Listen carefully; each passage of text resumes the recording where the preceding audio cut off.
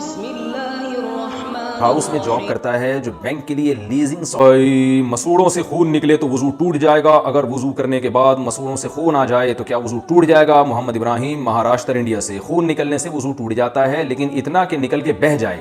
اب مسوڑوں سے یہ نہیں پتہ چلتا کہ نکل کے بہہ رہا ہے کہ نہیں بہہ رہا، تو اس کا علماء نے ایک معیار بیان کیا ہے کہ مسوڑے میں اتنا خون آئے کہ جب آپ تھوک پھینکیں تو اس میں کلر غالب ہو، یعنی ریڈ کلر زیادہ ہو اور تھوک کا رنگ ہلکا ہو تو وضو ٹوٹ جائے گا۔ اور اگر معمولی سا خون ہے کہ تھوک پھینکنے سے ہلکی سی یعنی سرخی محسوس ہو رہی ہے، غالب خون نہیں ہے، تو پھر ایسی صورت میں وضو نہیں ٹوٹے گا۔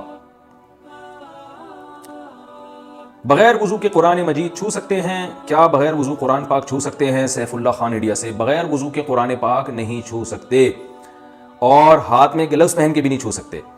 بغیر وضو کے قرآن چھونے کے لیے ضروری ہے کسی ایسی چادر سے یا کسی ایسے گلو سے چھوئیں جو ہاتھ پہ پہنے ہوئے نہ ہو اور چادر اوڑی بھی نہ ہو، یعنی بالکل آپ کے جسم سے الگ کوئی لباس ہوگا یا کوئی کپڑا ہوگا، اس سے آپ قرآن مجید بغیر وضو بھی چھو سکتے ہیں۔ جیسے آپ نے گلوز اتار لیے، اب اتارنے کے بعد ان گلوز سے آپ قرآن پکڑ لیں تو یہ جائز ہے، کیونکہ جب آپ کوئی چیز پہن لیتے ہیں تو وہ آپ کی باڈی کا حصہ بن جاتی ہے، اس کو عرف میں یہی کہا جاتا ہے کہ آپ نے اس چیز کو براہ راست چھوا ہے، تو اس لیے جو باڈی سے الگ لباس ہے اس کے ذریعے آپ قرآن مجید کو چھو سکتے ہیں۔